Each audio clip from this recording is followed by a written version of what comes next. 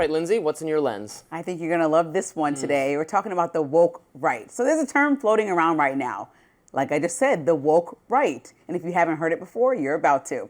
So it's being used to describe conservatives who are suddenly embracing the very tactics they've spent years mocking. I mean, moral shaming, loyalty tests, and cancel culture style pile-ons. Now, James Lindsey, who's a writer that actually used to work with Charlie Kirk's Turning Point USA, coined the phrase a long time ago. He warned that if conservatives keep moving in this direction, they'd be walking down a self-destructive path. Well, here we are.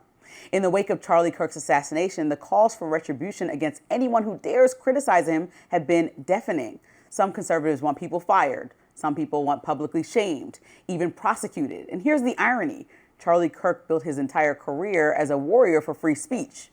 Now, in his name, some of his closest allies are undermining the very thing that he fought for. Candace Owens put it this way. Pam Bondi, who is a complete loser and a tool, is trying to use the assassination of Charlie Kirk to lay the groundwork for hate speech laws in America. The very thing that Charlie was fighting against. They all just got right to work. And Tucker Carlson sounded the same alarm.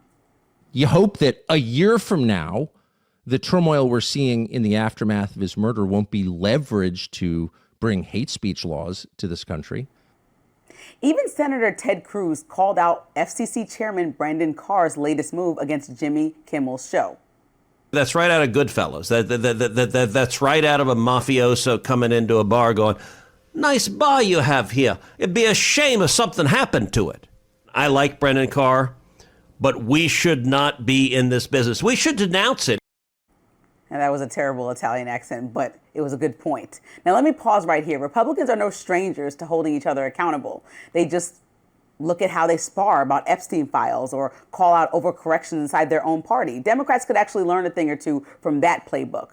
But what I can't stomach is the selective outrage. Now, for years, MAGA conservatives decried censorship, rallying against so-called liberal cancel culture. But now, some of those same voices are playing the censorship card themselves. And the biggest hypocrite of them all might be our president, Donald Trump. Do y'all remember this moment from Inauguration Day? After years and years of illegal and unconstitutional federal efforts to restrict free expression, I will also sign an executive order to immediately stop all government censorship and bring back free speech to America. Or take Elon Musk, who in August of 2023 boldly tweeted, quote, "If you were unfairly treated by your employer due to posting or liking something on this platform, we will fund your entire legal bill, no limit. Please let us know." So which is it? Free speech for all or only free speech for people that you agree with? Because right now it looks like MAGA has gone from mocking cancel culture to manufacturing it on their own. If conservatives truly want to honor Charlie Kirk's legacy, they can't just weaponize grief to silence dissent. That's not protecting free speech. That's betraying it. Do better. If you believe in something, fight to make it a law for everyone, not just the people on your side. Otherwise, you're not defending freedom. You're just running your own version of cancel culture and just calling it something else.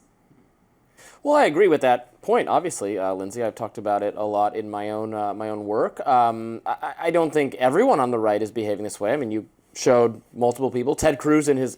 But the voices are loud, but there's still not Tucker the mass. Carlson, There's still not the masses are still These are kind some of... pretty loud voices. I mean, the ones at the top are not the ones doing this. So you have Pam Bondi, President Trump, who doubled down on what Brendan Carr did with the FCC, saying, oh, we should pull licenses. And he said, I support Pam Bondi most recently. So it's like, his administration is not doing what the MAGA base wants. If you're saying that the overwhelming MAGA base is loud against this, because I've seen selective few senators and things speak up or podcasters, but not everyone. So if everyone as a whole is all against this, then why is leadership not following any of their lead in this then? Why is the president still calling for even more, for FCC to go even further and pull licenses? Why are we taking steps in the wrong direction? Trump is not ideological. Trump is not He said it at the memorial that he believes in persecuting his enemies, that he was persecuted and now it's his turn. He is in charge now.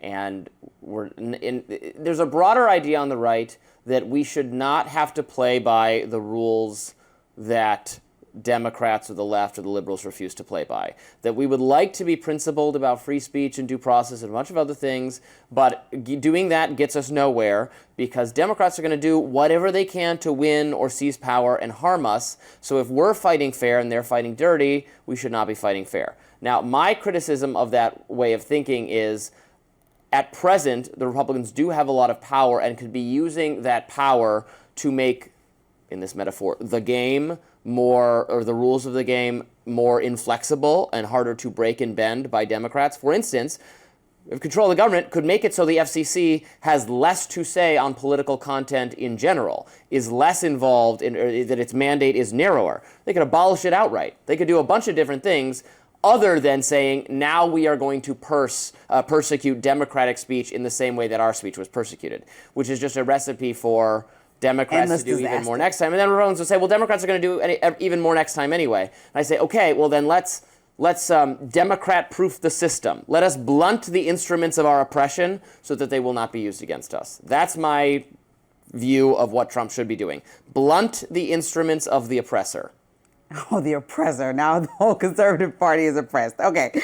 I just want to say, it looks like President Trump is on a overall silencing campaign. In the last few weeks, we've seen him sue the New York Times and that get thrown away because it was too hard for even, a court to understand. It was like a lot of blah, blah, blah. What are you suing them for? Nobody understood. We saw him put somebody in place at CBS that's a former ambassador for him to review and be unbiased to make sure that the news is not swaying in any one direction. That's extremely biased, right? We see him defund biased. And so we see him try to defund public broadcasting, which generally reports the facts, like PBS and NPR. So he's going on this tirade and campaign, and now he's saying, I'd like to pull funding and license. No, not funding. He wants to pull licenses from broadcast networks that have a negative depiction of me. This is ridiculous. At some point, you have to say it's going way beyond and way past what a president should be involved in, unless we want to have state-run media, right? Everything is not going to be NPR is state flowers and butterflies about President Trump. We're going to be like Russia in a second with propaganda all over our news if we only do things that President Trump likes.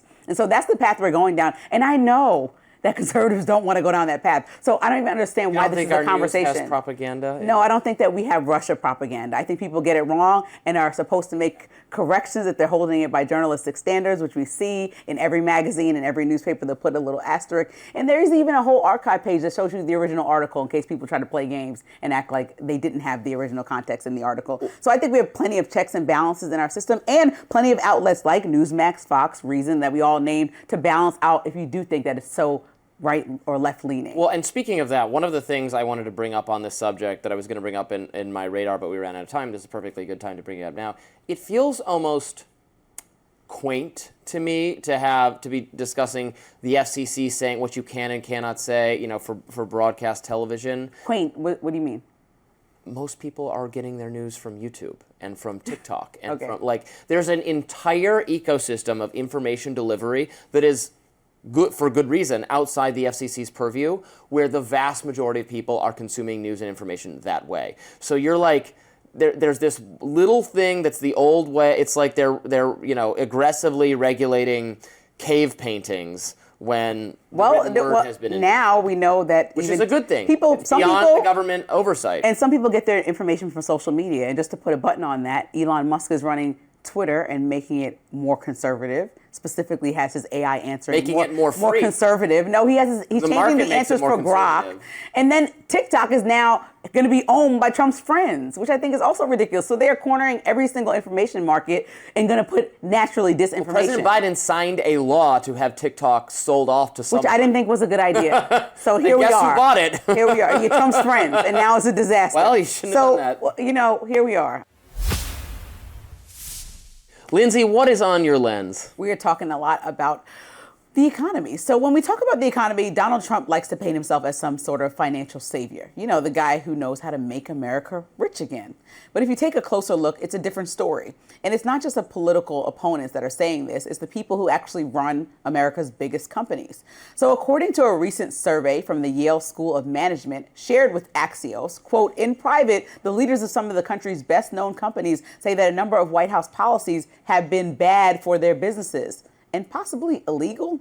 Think about that. CEOs, the ones who usually play nice with Republicans, are whispering about how these policies are actually hurting them. And yet the Axios article says, quote, in public, business leaders are keeping relatively quiet, fearing retribution from President Trump. Translation, the so-called pro-business president has corporate America too scared to say what they actually think. So let's talk about why. Tariffs, or as many like to call it, the Trump turbulence tax. Tariffs were sold as a way to protect American jobs, but in practice, they've been erratic, confusing, and even downright costly. One day the deadline shifts, the next day the rules change, and businesses are left scrambling.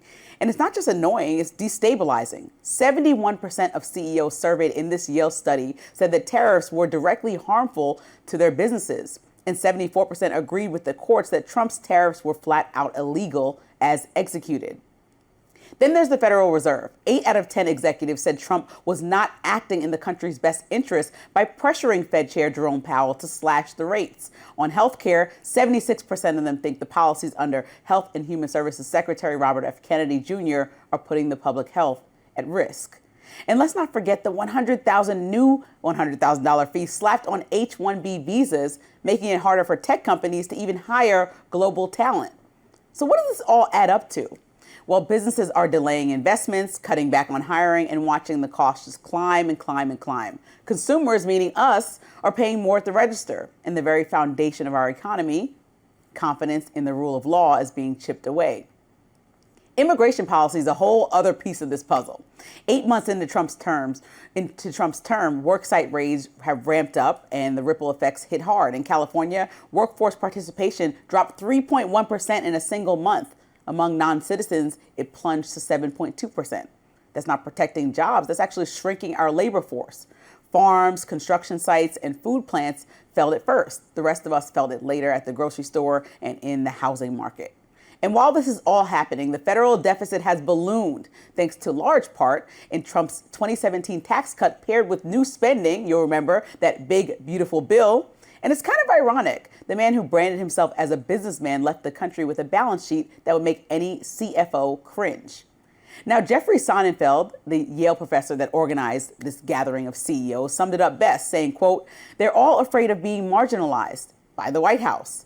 So that's the bottom line. Trump's economic playbook isn't some genius level strategy. It's just chaos disguised as policy. And sure, it might sound tough on the campaign trail, but the data tells the truth. Businesses are hurting, workers are vulnerable, and our long-term stability is at risk. And here's the kicker. If you still think Trump is the guy who can, quote, save the economy, just remember, most CEOs won't even say that out loud. It's not because they believe it, it's because they're too afraid to contradict him. And to me, that says more than enough. Yeah, look, I think the Trump administration, I broadly agree with you. I think they should pay attention to how the business community feels about the economic policies. The Republican Party has long claimed to be the party of business, and that, in fact, the business of America is business. And we want a favorable business climate because we believe greater economic prosperity, when businesses are getting wealthy, that is good for the American people. That means goods and services are available to people, and the standard of living can improve, and jobs are available, and all of that. And a contingent of the Trump base, MAGA, really cares about fairness of labor policies and competition from immigration and outsourcing, all things that, yes, are important, but when dealt with in the way this aspect of MAGA and this aspect of the left once dealt with, things get more expensive. Businesses make less money. The price of goods goes up. So to do tariffs, to do some of the immigration restrictions, I think is going to turn off the business community. And now the business community is not going to go running into the arms of Democrats as long as they still have Bernie Sanders and Elizabeth Warren and Zohran Mamdani and AOC as the thought leaders of their party. These are people who hate business, who hate CEOs, who hate profits. They just want workers to be treated fairly, things like that. MAGA wants workers to be treated fairly. No, the MAGA is asking to bankrupt companies in order to make sure that we have no migrant laborers. And then we're seeing things like housing, labor shortage. Elizabeth Warren wants to bankrupt companies for different reasons. Fine, so there's two extremes of the puzzle. Getting rid of migrant labor. Join the Libertarian Party, people.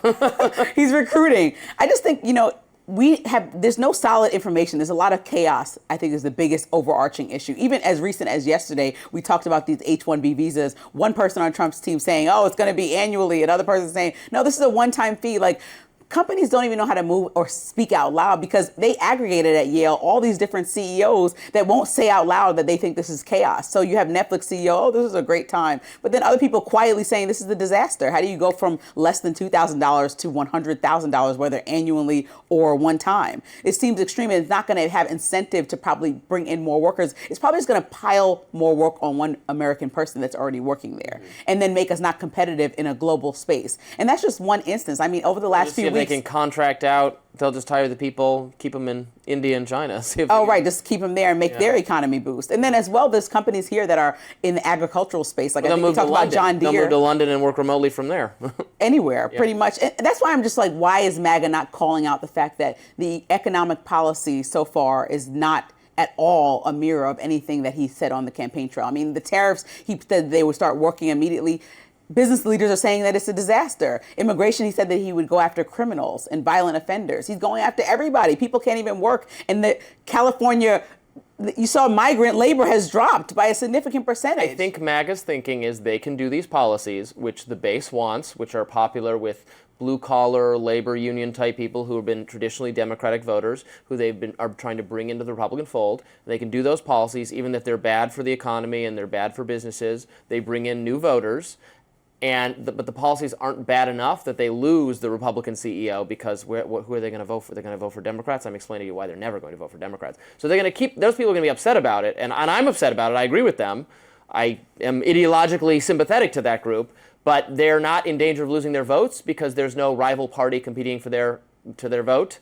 Elon Musk didn't start the America Party, it may so be they're staying, a libertarian so it's move and shift, because I even saw a Fox News poll, which I had written down, that 52% of voters believe the president is making the economy worse, and that's a recent Fox News poll that came out this week. So, you know, when you're talking it's not about rocket science, just cut regulation, cut taxes, leave businesses alone, leave tech companies alone, don't harass them if you're the government, and we'll live in a utopia. But I think the biggest deal is that there's an opportunity and a window open for someone to say something that makes sense. Like the way that President Trump is handling the economy, and even looking at this Fox News poll citing that half of the country thinks that he's handling it poorly, is an opportunity for Democrats to have come up with a plan for the last 8 months. It's unfortunate, as I've repeated multiple times, that they haven't. But this is not like Republicans midterms to win. This is Democrats to lose once again. Like the stage is open on the economy when people care most about voting for their wallets, like we saw in the last election. I mean, it's a ways off, but it's looking like a mixed result at best. Yeah, I don't know what's going on. Anything can happen. I just can't. And the biggest news we're talking about is Newsom, which his tactics are hilarious to me, but still not speaking to the economy. And Kamala Harris coming at everybody who she ever was associated with last year. So they have to come up with some more. I need to hear some more in the next few weeks. Good morning and welcome to Rising. We have just a wonderful show for you today on this Wednesday morning. Thanks for joining us. Lindsay, I'm feeling just a little bit under the weather, so I'm going to let you do all of the talking today. Well, let me win every argument. We'll just be fine. This will be my favorite show, guys. You down? Including, we're going to get started with your lens today. Also, we're going to be addressing President Trump, who blasted the UN and also questioned its purpose during his speech yesterday at the organization's General Assembly. Plus, Jimmy Kimmel made his return to late night TV. Did you see it, Robbie? I didn't catch it. Oh, come on. Because it's 11:30 and I had to go to bed by then. It's a morning show, people. Well, he even shed some tears over Charlie Kirk's death, and we are going to talk about it. Yes, we will. Also, Secretary of State Marco Rubio got into a fiery spat with ABC anchor George Stephanopoulos over USAID cuts and American foreign aid. Also looking forward to discussing what Trump said about the war in Ukraine with Russia. Very interesting. But as I said, first, let's get to your lens. Lindsay, what is in it? Okay, a lot to talk about. So I'm sure you've heard the news. A new statue popped up on the National Mall, courtesy of a mysterious group that goes by the name of Secret Handshake. Now, the 12-foot piece of art shows President Donald Trump and sex offender Jeffrey Epstein holding hands and prancing around together. Organizers say, quote, "It's in honor of Friendship Month," which is apparently this month. The plaque on the statue reads, quote, "We celebrate the long-lasting bond between President Donald J. Trump and his closest friend, Jeffrey Epstein." Now, apparently the president is not amused by this, because the White House spokesperson told TMZ, quote, "Liberals are free to waste their money however they see fit, but it's not news that Epstein knew Donald Trump, and because Donald Trump kicked Epstein out of his club for being a creep." Now, it's not confirmed this is a liberal group. Like I said, it's a mysterious group that won't release all the identities. The fact is, this satire points to an inconvenient truth. It's reminding the president that this Epstein story has not disappeared. No matter how many times the president refers to this as a, quote, hoax, when President Trump was running, he ran for transparency, all about Epstein as well. He said, and his top advisors said, they went on podcasts and promised to expose the associates, the files, and the so-called client list. Then he won the election and changed his tone. The Justice Department concluded there was no single client list there was no single client list at all to release, and the administration quietly pulled back on wider disclosures. That backpedal didn't settle anything. It only made people angrier and more suspicious. What matters now is not gossip, though. It's documents and accountability. The House Oversight Committee released parts of Epstein's, quote, birthday book, including a crude note that has been tied to the president, a detail Trump denies, but one that fuels a pile of questions. Now, reporters later described a truckload of related documents that the DOJ reviewed, and members of Congress keep pushing to force those files into light.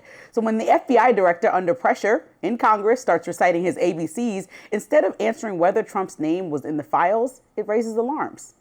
The question is simple. Did you tell the Attorney General that Donald Trump's name is in the Epstein files? Yes or no? Why don't you try spelling it out? Yes or no, Director? Use the alphabet. Yes or no? No? A, B, C, Director, D, E, F? it sounds like you don't want to tell us. Did you tell the Attorney General that Donald Trump's name was in the Epstein files? Why don't you try serving your constituency? That moment further convinced the American people what many have been saying for months. We're not getting straight answers. Representative Thomas Massie and others are using procedural tools to try to force a vote to release the rest of the files. Now, if that succeeds, Massie believes the released documents may show new politically dangerous connections.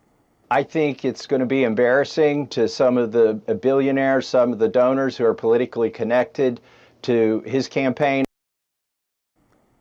And he went even further. There are probably intelligence ties to our CIA and maybe to other foreign intelligence, and the American people would be shocked, I think, to know that our intelligence agency was working with a pedophile who was running a sex trafficking ring. So let's go back to the statue. Whether you think the statue on the Mall is art, protest, or just a prank, it speaks to what many Americans are demanding. Share everything you know about Epstein and his connections. Until every relevant file is released, including bank records, and every question is answered, every new detail will look like a distraction. And every distraction will only deepen the suspicion. Call it accountability, call it theater, or call it justice delayed. But make no mistake, until the truth comes out, this saga is going to follow Donald Trump everywhere he goes. Sorry, Robbie, we're not done talking about it. It's on the National Mall statue. You can laugh, you can not laugh, you can see the victims there, say that you don't believe them, whatever you want to do, it's not going away.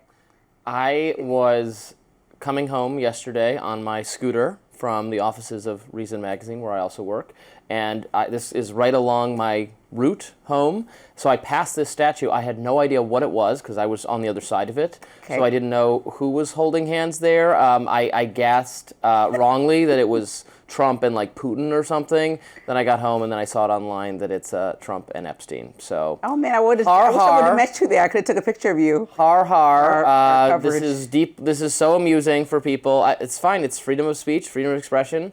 They can do that. They can point out the fact that 20 plus years ago, as is well known by everyone, Donald Trump had an association with Jeffrey Epstein. I don't know, where's the statue with Bill and Hillary Clinton, frolicking with their best friend, Jeffrey Epstein, or Bill Gates, or any of the other people. We know all this, so it's not new. He's not denying that he ever met the man. Maybe we could have statues for Barack Obama and Bill Ayers and the Reverend Jeremiah Wright and every bad person that any president ever met, and it's okay, fine. Okay, but there's a more significant issue at hand, is that we have to discuss the Epstein files. That's the part that's not going away. Why is there we are discussing and I remember you keep saying that, okay, the president didn't explicitly say he will release any files. I was watching his podcast, and in 2024 in September, he made a pledge to release the Epstein files during a podcast with Lex Friedman. So he went on his podcast and said, yeah, no, let's release them. And he was all on board. And I know he wasn't as adamant as Pam Bondi, maybe not as adamant as Kash Patel. He definitely said that firmly right bbefore he was getting elected. Then he gets in office and now it's like, oh no. Anything they have, they should release. They are not handling this well. Pam Bondi has handled this issue in an incompetent manner. Kash Patel, I think, has lost the faith of MAGA, frankly, because of the way he has handled this. So I'm not defending how it was handled. More files should be released. All the information they have should be released. We should know exactly who was involved in Epstein sexual misconduct accusations.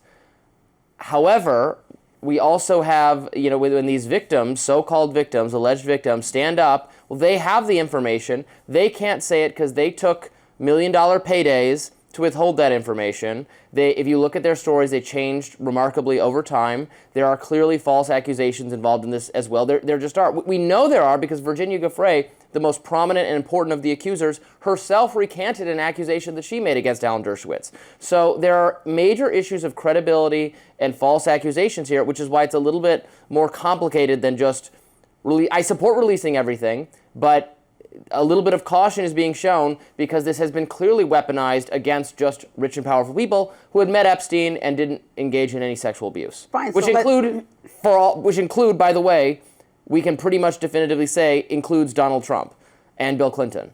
Right, and so we shouldn't be scared on either side of the aisle to release the documents because the fact is, are you implicated and guilty of something or are you not? And so when Ron Wyden is asking the Treasury Secretary, Scott Bessent, for files showing the money to the JP Morgan Chase account that will link $1.5 billion of spending from Epstein, this man who miraculously had all this money. People want to know who he was paying and when and how that might tie to foreign governments or to leaders in our government. Well, I want to know that too. That's important. So why is Bessent denying releasing that? Ron Wyden has a whole entire speech on his page saying, release this. We've been asking him for weeks to do this. And he's saying no. Why is he blocking that release? So when you have that and then you have Kash Patel in front of Congress that can't answer straight questions, and then when you have the president calling it a hoax, even though on the campaign trail less than a year ago he was not saying those words, why did it all of a sudden change? These are real questions. And even for somebody who can tell you that I was not that wrapped up in this story prior to joining Rising, you got me involved, I can tell you that now there's a lot of smoke that I'm trying to figure out where the fire is. The fire is not Donald Trump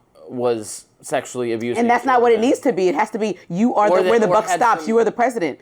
Make these people do what they said they were going to do on the campaign trail. There are people who had an association with Epstein in recent memory, including in the Virgin Islands. He gave money to Stacey Plaskett, the delegate for the Virgin Islands, to try to get more favorable sex offender status. Bank of America. There's a lot there. It's just not as obviously partisan in an anti-Trump way, which is why there's been less interest in it. Lindsey, what is in your lens today? We are talking about this Tylenol story because I'm not over it. Becoming a parent is scary and it's exciting, but it shouldn't feel stressful because of powerful people telling you things that simply are not facts. This week, former President Barack Obama accused President Donald Trump of committing what he called, quote, violence against the truth. And honestly, that phrase stopped me in my tracks. Because when it comes to health, misinformation doesn't just confuse people, it causes chaos, undermines trust, and leaves parents paralyzed with fear. So here's what happened. Donald Trump recently told pregnant women not to take Tylenol, a medicine millions rely on, claiming it's linked to a, quote, very increased risk of autism. Don't take Tylenol. Don't take it. If you just can't, it's fight like hell not to take it. And then he doubled down, urging women to, quote, tough it out through pain or fever instead of taking the medication. Now, if you've ever been pregnant like I have or love someone who is, you know those fevers and aches are not small things. And the idea that women should just tough it out is not only dismissive, but it's dangerous. Obama swiftly responded from a stage in London at an event, calling out his successor, saying, quote, we have the spectacle of my successor in the Oval Office making broad claims around certain drugs and autism that have been continuously disproved. And he didn't stop there. Obama pointed out that spreading these claims doesn't just confuse the public, it actively hurts families, noting, quote, all of that is violence against the truth. And he's not alone. The World Health Organization yesterday jumped in, releasing a statement underscoring that there's no scientific consensus connecting Tylenol use to pregnancy and autism. They wrote, quote, extensive research, including large-scale studies over the past decade, has found no consistent association. And even Dr. Oz, yes, the former TV host who's now running the Centers for Medicare and Medicaid Services under Trump, contradicted the president. Speaking to TMZ, he was asked the question that so many mothers have. Do I take the Tylenol to eliminate the fever, or do I risk the fever and therefore risk birth defects? What do you say to that? Dr. Levin, well said. That's exactly the conundrum. Now, what do you do when you have a problem like that? You should call your doctor. That's the point right there. Decisions about pregnancy, medicine, and autism don't belong at political rallies. They belong in doctors' offices guided by science, research, and compassion, not fear and ideology. So let's be clear. A fever can be dangerous in pregnancy. Tylenol, when used correctly, is still considered safe. And autism is not some political football to be tossed around for applause lines. Now, parents already carry enough anxiety. The last thing they need is fear planted from the highest office in the land.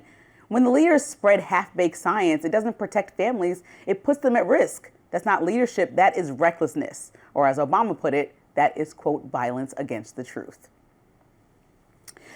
So I really didn't like this because I saw so many moms online that are like, wait, my doctor told me to take Tylenol. So imagine if you have anything in an instance that comes up and you decided to or not take Tylenol, and then you're beating yourself up for the rest of your life because of any incident that happens, when what is actually true is clear. So genetics are a huge risk factor for autism and that has been connected. That dot has been fully factually connected. Other risks include the age of the father, preterm birth, things like this. But he's trying to directly draw a line from one Harvard study, and the author of the Harvard study said, quote, the co-author said, I'm a little concerned about how this message is going to come because I think they may be jumping the gun. Her name is Ann Bauer. She said, I think those of us in the research community would like to see stronger evidence. She's the author of the study that President Trump is citing. So she even thinks it was one instance and a lot of studies that said otherwise, and she wants to see more research, and she thought he was jumping the gun by going public telling women on television, do not do this, try by any means. But mind you, a fever could cause birth defects as well by letting it just go.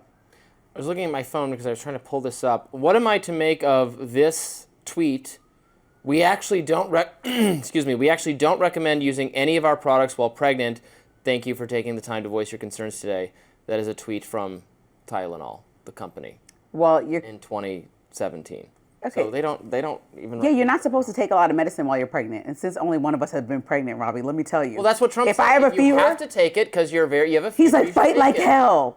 That's what he said. That's what he said. Don't take it. Anything you can do. That's not true. If you have an extreme, crazy. Yes, it was. He was very passionate about it. Even on the TMZ interview, they were like, let's clarify because parents are confused. If your presidency and your leadership causes confusion, that is not a good thing. And so we have to be clear. When we see RFK in front of Congress and can't even explain himself and his choices, and he's arguing with Susan Monterez about what actually happened and whether we're going. No, I'm talking about what he said on Tylenol. What he said was, don't try to avoid taking it, but if you have a fever, obviously, he didn't say it that calm. Take it. He said, this is a quote, there's no downside in not taking it. There is a downside in not taking it. For example, if you have an untreated fever that could lead to birth defects, according to doctors and scientists around the country. But he said take it for fever.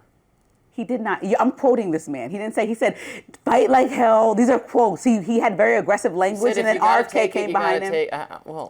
No, I just, like, come on. If you hear your president screaming that, and this is what you've seen on the podium like a lunatic, then... Well, the Tylenol company... Your doctor tells you. You should... They think you should not take it at all. Leisurely for a little ache and pain. But if you have a fever or certain instances, your doctor's going to tell you, hey, the only thing you can take, it's not like other things like Advil are an option when you're pregnant. They have other significant reasons why you shouldn't take them. And you should talk to your doctor about that. But one of the only options to reduce fever would be, and as somebody who gets migraines often, Tylenol. And so I just think unless we're sure. I was ill last few days. I took tons of Tylenol. I took tons of ibuprofen. I take painkillers like candy. It's probably not good for me. And if somebody said to me, you should probably try to wean yourself off it a little bit or limit how much of this you're taking, I'd say, yeah, that's probably good advice. So you don't mind that the president has jumped the gun, according to the study's co-author, that she feels like he went a bit far for the amount of research that they have, and that's okay for your president to find something out. It's like if you read I think the link between Tylenol and autism is not clear at all, totally established. There is the research here is less shoddy than the research positing a link between the vaccines and autism. There is a study. It's not a complete study. It might be a correlation. Because the siblings didn't have it as well, there's some suspicion of it. Like you said, I think there are a number of genetic factors that might make you have a potential to be predisposed toward autism, and then there could be a bunch of different factors. For all we know, Tylenol is one of a tiny little thing that could nudge you within that possibility. Maybe vaccines are too. Maybe it's so small, and maybe it's not. We don't know for sure. It's probably so many factors. There's no one thing. And people like easy explanation. People like to say, oh, this is what caused it. When it's like, well, it's that. It's 8,000 other things plus genetic predisposition. And it's a complicated picture, and there's no easy answer to it. But just the general advice that don't take Tylenol. Don't take it. That's just what he think said. Twice if you really need it. That's what he said. Is advice not just for pregnant people, but for everyone. I'm quoting this man, and so I'm asking from the top level, you don't think that we should have definitive statements before we come out and release just random information to the public that hasn't been proven? You don't see any issue in that, causing chaos among pregnant. Think about somebody pregnant right now. It's consistent with what the Tylenol company itself says, so I don't know how. No, it's not consistent with what doctors and researchers say, and that's the overall problem. I know you don't want to talk about the maker of the drug. I know you don't want to talk about RFK and his disastrous leadership. You wanted to skip over that when I brought it up and tied Congress to this, even though it's directly correlated. I'm not defending RFK here. I'm just saying Trump. Yeah, he was at the press conference with him. Yeah, this was like a profound moment. Very upset in the back that it wasn't about vaccines. His hobby horse that he's been pushing. No, this is I don't know. This seemed within the bounds of reasonable. You're not being reasonable to the people that are actually affected, Robbie. I don't think that you're ever going to be pregnant, right? I'm pretty sure and confident about that. Men since cannot get pregnant, Lindsay. So since you won't be, I'm not a left-wing person. Since you won't be, then I'm just going to assume that you could understand and be empathetic to the plight, a conundrum that women might be feeling right now, who hear their president on TV making something that sounds like a definitive Lindsay, statement, but then have doctors telling them otherwise. Policy pronunciation is not changing any actual regulatory policy. Acetaminophen is going to remain available over the counter to anyone who wants it. So no one is telling anyone they can't. It's just a statement of opinion about under which circumstances you should or shouldn't. But they're not changing any aspect about how it is available. So I don't care. At the end of the day, it's like they're not changing or restricting it in any way. You're saying a statement of opinion. We're talking about facts and science. If they said, that is the biggest issue. If they said now it's exactly. President prescribed and you can't get it, I would be very upset. The president is providing a statement of opinion based on unproven research. And that's what I'm saying. That's the biggest issue to me, is that a lot of what's coming out of RFK's mouth is a statement of opinion. Taking that exact word you said, that's the problem. We should not be mixing people's health with statements of opinion, because people have their livelihoods on the line. There's people who think, oh, I should be hesitant about vaccines, and then deciding to find a loophole to not vaccinate their kids because of things that RFK has alluded to. And so I think that's important to make sure leadership We could go down the line of opinions on medical issues given by Biden and people during the COVID pandemic that were not exactly accurate, but I don't think we have the... Fine, a national emergency is the same thing as Tylenol. Good morning and welcome to Rising. We have a great show for you today. Friday fun as usual. How you doing, Amber? I'm doing well. How are you? Good. I was just saying I feel like a shoe in the dryer this week because of how chaotic it's been, but I am getting it together. You said your week's been pretty good? Relatively smooth, but we'll see. Fridays are always. I don't want to shake it up plans. too much. I know. We're gonna have some good conversation. That's right. Coming up on Rising, former FBI Director James Comey has been indicted on charges of giving false statements and obstructing a congressional proceeding. Plus, former President Barack Obama is not holding back, blasting the Trump administration over their claims about Tylenol. And could Charlie Kirk be featured on American currency? Well, some Republicans are trying to make that happen. But first, Lindsay, what's in your lens today? Okay, lots to talk about. So during an Oval Office news conference yesterday, current President Trump had a warning for what he called radical left Democrats. He suggested that if the rhetoric and violence continue, the right may eventually respond in kind. Take a look. The radical left is causing this problem, not the right, the radical left. And it's going to get worse, and ultimately it's going to go back on them. And then he doubled down. Take a look. I mean, bad things happen when they play these games. And I'll give you a little clue. The right is a lot tougher than the left. But the right's not doing this. They're not doing it. And they better not get them energized, because it won't be good for the left. Now, these words weren't delivered at a campaign rally. They came straight from the Oval Office. They landed at a time when America is already on the edge after the deadly shooting of conservative activist Charlie Kirk. According to Axios, our nation has seen more high-profile assassination attempts in the last 14 months than any other point since the murders of Martin Luther King Jr. and Robert F. Kennedy in the 1960s. That includes 2 attempts on Trump himself, the killing of a Democratic Minnesota lawmaker, and an arson attack on Pennsylvania Governor Josh Shapiro's home. Now, in this climate especially, words matter, but instead of de-escalating, President Trump is striking the matches. And the result is predictable. Calls for violence, and there's even been civil war conversations spreading across social media. MAGA influencers are declaring, quote, war on the left, even as Democrats across the board have condemned Kirk's murder. Still, here's Trump again, this time at Charlie Kirk's own memorial service. He did not hate his opponents. He wanted the best for them. That's where I disagreed with Charlie. I hate my opponent, and I don't want the best for them. I'm sorry. So that's not good leadership. That's an ego with a microphone. Presidential leadership, real leadership, means calling the nation and calming the nation, not pouring gasoline on a fire that's already burning. It doesn't mean silencing debate, but it does mean drawing a line between disagreement and dehumanization. Because disagreeing with someone's politics is not the same as endorsing their murder. Suggesting otherwise isn't just dishonest, it's dangerous. At the end of the day, presidents set the tone. So when tragedy strikes, the job is simple. Even if it isn't easy, comfort the country, call for unity, and make sure civil discourse survives.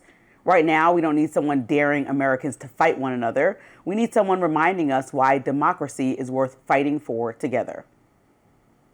All right, so I would start by saying that I did not like Trump's comments in the Oval Office regarding the insinuation that Republicans would respond in kind with violence to left-wing attacks. I think one of the beautiful things that we've seen in the aftermath of Charlie's death is that we haven't seen a Republican violent response. We've seen prayer vigils, we've seen memorial services, we've seen political donations, political mobilization, and that's where it should stay.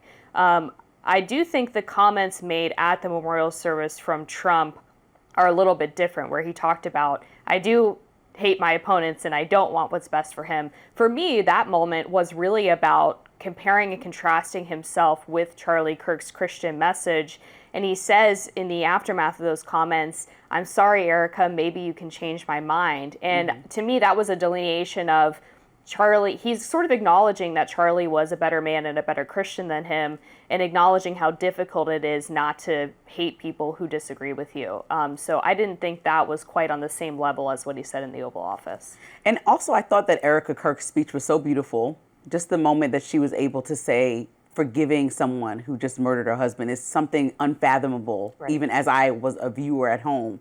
So I think that it almost took away from what a beautiful moment that was to have the president of our country with an opportunity to create and foster unity, continue on a message that is not really unifying. And I know he said Erica can teach him some things, and it was maybe in jest, but too many times I think we give President Trump the past of things being in jest or things being, that's just the way he is. You know, he's not your average person. We didn't vote for this uptight politician.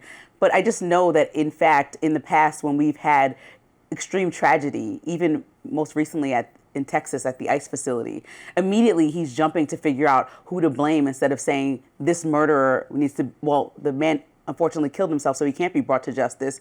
But it's like, you know, immediately we shouldn't jump to trying to figure out who to point fingers at. And that happens on both sides of the aisle. But I just wish that also, on top of that, we're not escalating, especially making dangerous conversations like you don't really get into a brawl or a back-to-back with the right because we're tougher. Like, we're, at the end of the day, a nation who all wants the same things, right? We all want freedom, peace for our children, a better life for ourselves. We want the American dream. And I just feel like we're losing a sense of that with how insensitive I think all of us have become with social media and everything, with things just kind of passing the wind and are not, I don't know. And maybe I'm clutching my pearls too much, but I just feel like that we could do better.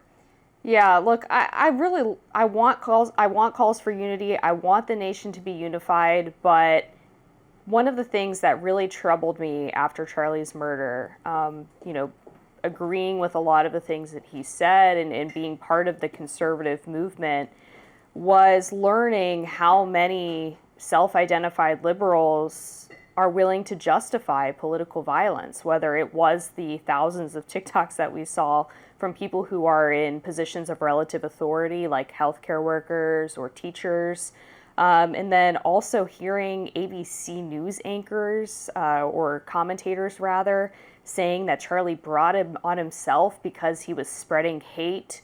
Multiple Democrats refusing to sign on to the resolution in Congress to honor Charlie Kirk. saying, well, we didn't agree with what he said. Well, that shouldn't matter, right? Honoring his life doesn't mean you have to agree with everything that he said. And then the YouGov poll showing, again, a significant percentage of self-identified liberals agreeing with political violence in some circumstances. As someone who sits on the right side of the aisle, to know that so many of my fellow Americans hate me and would celebrate if I was dead is deeply concerning. For sure. And I think it's right to condemn, or if people want to fire in private companies, people who do things that are egregious across the board. We've talked about that even last week. And I do think that the companies have the right to do that, and people should not be so negative online. That's one of the reasons why X has become a little disturbing to me, because I feel like a lot of people who are not in positions of power still have access to social media, hide behind avatars, and kind of say the worst of things, everything that pops into their head. But I do know that as I tried to scour and find a Democratic leader say anything other than that this was a tragedy. I mean, at the top level, from Newsom to Kamala down to local politicians that were Democratic, they all had to say that this political violence cannot stand in our country. This is un-American, and a similar message. So even though there are people online, we can't control the masses. If you're saying of liberal people online, just like we can't control the masses of people. I agree that most of them are not Democratic leaders that are outright celebrating, but I have found that the Democratic response has fallen short in a lot of instances. I mean, you had Ilhan Omar smearing this guy and tarnishing his memory, speaking ill of the dead within days after he passed, accusing him of being a racist and a hate monger. There were other Democrats as well who felt the need to speak on his legacy when they were taking out of context or manipulated quotes that weren't even true. To me, that just fuels the fire. Well, I think that you can think that the way that someone was killed and losing a life is reprehensible, but at the same time, you don't have to change your mind and agree with them because their stances are something you particularly stand by when they were alive.